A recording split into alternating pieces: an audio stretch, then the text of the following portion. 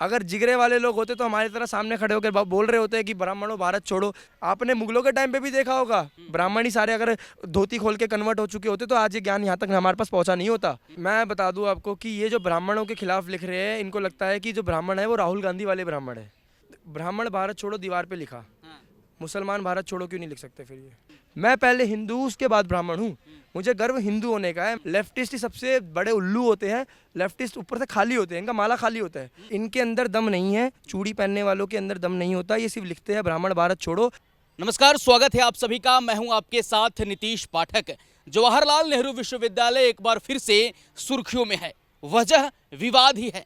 इस बार जेएनयू के कैंपस में लिखा हुआ है कि ब्राह्मण भारत छोड़ो, बनिया भारत छोड़ो, नहीं तो हम बदला लेंगे।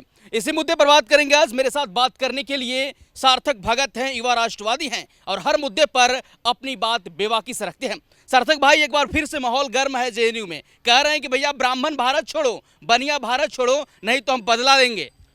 तो हम तो वीज़ा लेने गए थे जेएनयू में, जो हमें बोल रहा था कि भारत छोड़ो, हम तो गए थे जेएनयू में उन्हीं लोगों के पास कि भाई हमें वीज़ा प्रोवाइड करा दो ताकि हम चले जाए भारत छोड़कर।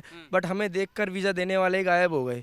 तो मैं तो कहता हूँ कि या तो बोलने का दम रखते हो, लिखने का दम रखते हो, तो सामने खड़े होकर रखा करो। अब तुम वही बात आ रही है ना, दाढ़ी बढ़ाकर, साड़ी पहनकर, लिपस्टिक लगाने वाले लोग दीवारों पर लिख कर गायब भी होंगे।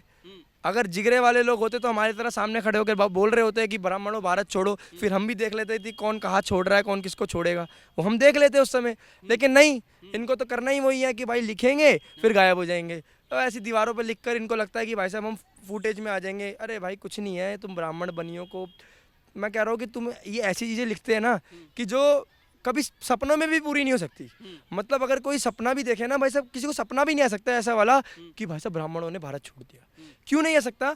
क्योंकि ब्राह्मण ना मुगलों से डरे, ना ब्राह्मण ब्रिटिशर से डरे। मंगल पांडे याद होगा आपको, वो अकेला ब्राह्मण 1857 की रेवोल्यूशन जो एक आर पार किया था उसने, तो अकेला ब्राह्मण ही था वो, सबको याद है। आपने मुगलों के टाइम पे भी देखा होगा, ब्राह्मण ही था जिन्होंने अपने ज्ञान को जिंदा रखा था। ब्राह्मण ही सारे अगर धोती खोल के कन्वर्ट हो चुके होते तो आज ये ज्ञान यहाँ तक हमारे पास पहुँचा नहीं होता। ब्राह्मणों को ये कभी भी नहीं खत्म कर सकते। और अगर ये बनियों को खत्म करने की बात कर रहे हैं तो पहली बात आपको बता दूं कि बनियों से इनको इसलिए नफरत है कि बनिए के बढ़ते ही देश बढ़ता है। बनिए की वृद्धि यानी देश की वृद्धि। मैं बता दूं आपको कि ये जो ब्राह्मणों के खिलाफ लिख रहे हैं, इनको लगता है कि जो ब्राह्मण है वो राहुल गांधी वाले ब्राह्मण है। इनको लगता है कि राहुल गांधी वाले ब्राह्मण है कि बस भारत जोड़ो यात्रा में भागते हुए नजर आएंगे और भागते भागते देश छोड़ देंगे।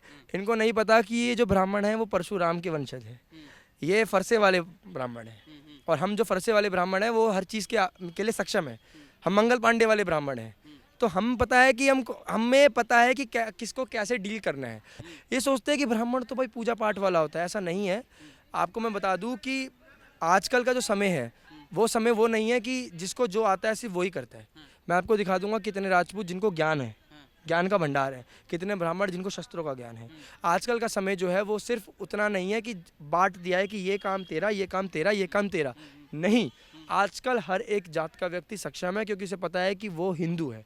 मैं पहले हिंदू उसके बाद ब्राह्मण हूँ, मुझे गर्व हिंदू होने का है। मैं भगवान से ये बोलता हूँ कि हर बार जब भी मुझे मानव रूप में जन्म मिले तो मुझे हिंदू बना के भेजे। मैं कभी भी नहीं बोलता कि मुझे ब्राह्मण बना के भेजे, मुझे हिंदू बना कर भेजे। क्योंकि मुझे पता है कि भारत हिंदू सनातन धर्म की हर एक जाति ही उतनी ही मान्यता रखती है जितनी, मतलब हर एक जाति की मान्यता है। ऐसा नहीं कि ब्राह्मण सबसे सर्वश्रेष्ठ है, नहीं, जितने सर्वश्रेष्ठ ब्राह्मण है उतने ही क्षत्रिय भी है। क्षत्रियों ने जो हमारे लिए किया है वो कोई नहीं कर सकता। क्षत्रिय नहीं होते तो शायद हम भी नहीं होते। तो ये सारी चीज़ें जो है वो आजकल के लोगों के अंदर विचार पैदा हो रहे हैं, लोगों के अंदर समझ आ रही है। इसीलिए ब्राह्मणों के खिलाफ बोलने के बावजूद भी जेएनयू के बाहर हर जाति का व्यक्ति खड़ा था। लेफ्टिस्ट ही सबसे बड़े उल्लू होते हैं, लेफ्टिस्ट ऊपर से खाली होते हैं, इनका माला खाली होता है। क्योंकि इनका माला इसलिए खाली होता है क्योंकि इनको ना कोई भी नैरेटिव दे दोगे, कुछ भी बात होती है ना, अगर इनको लगता है ना कि भाई साहब ये बंदा सामने वाला हावी पड़ रहा है तो ये बोल देंगे अरे यार ये भक्त मंडली यहाँ पे भी आ गई। मतलब जवाब नहीं है तो भक्त मंडली, और अगर जवाब है तो भाई साहब हम तो फिर राजा ही है।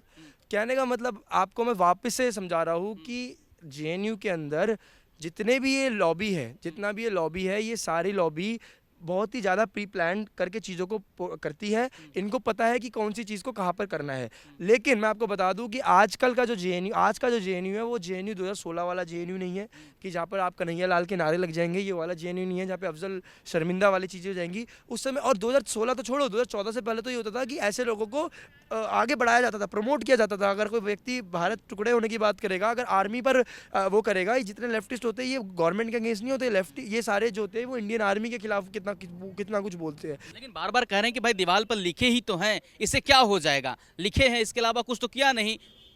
ब्राह्मण भारत छोड़ो दीवार पे लिखा, हाँ। मुसलमान भारत छोड़ो क्यों नहीं लिख सकते? फिर ये लिखे, दम रखो ना। अगर इतने ही ये एक बाप की औलादे हैं तो फिर लिख कर गायब क्यों हो जाते हैं?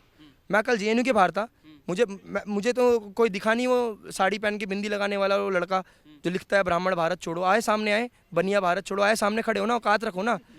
रखते क्यों नहीं हो? इनके अंदर दम नहीं है, चूड़ी पहनने वालों के अंदर दम नहीं होता। ये सिर्फ लिखते हैं ब्राह्मण भारत छोड़ो और साइड में छुपक जाएंगे, भग जाएंगे कि हमारा काम तो समाप्त हो गया। क्योंकि उन्हें पता है कि अगर ये सामने खड़े होकर भा भी बोल देंगे ब्राह्मणों का तो उसका क्या हाल होगा ये सोच भी नहीं सकते। हम तो ये लोग जो सोचते हैं ना, ये आजकल का जो विचार बन गया है कि भाई ब्राह्मणों के खिलाफ बोलेंगे तो ब्राह्मण ही पागल होगा। अरे मेरे को तो मेरे दोस्त ने फ़ोन किया, सागर ने, जाट है, सागर मलिक जाट है, कह रहा भाई साहब बुद्धि खत्म हो गई है सारता, कि चल फटाफट से। जाट होकर, यादव होकर मेरे दोस्त, गुजर होकर मेरी दीदी गीता दीदी, ये सारे वो लोग थे जो अलग अलग बिरादरी, अलग अलग जाति के लोग थे और उनके अंदर उतना ही आक्रोश था जितना आक्रोश मेरे अंदर था। ये लोग सोचते हैं कि जातियों में बांटने के बाद राज कर लेंगे, डिवाइड एंड रूल कर लेंगे। ये इनके जो इरादे हैं ये बहुत ही नकली इरादे हैं। ये ईस्ट इंडिया कंपनी वाला जो है वो यहाँ पर फिट करना चाहते हैं, वो कभी भी नहीं सक्षम हो सकते। क्योंकि ये वाला टाइम नहीं रहा है कि व्यक्ति जो है वो अपनी जाति पे घमंड करेगा। मैं तो आज भी बोलता हूँ कि मैं एक पहले हिंदू उसके बाद ब्राह्मण हूँ।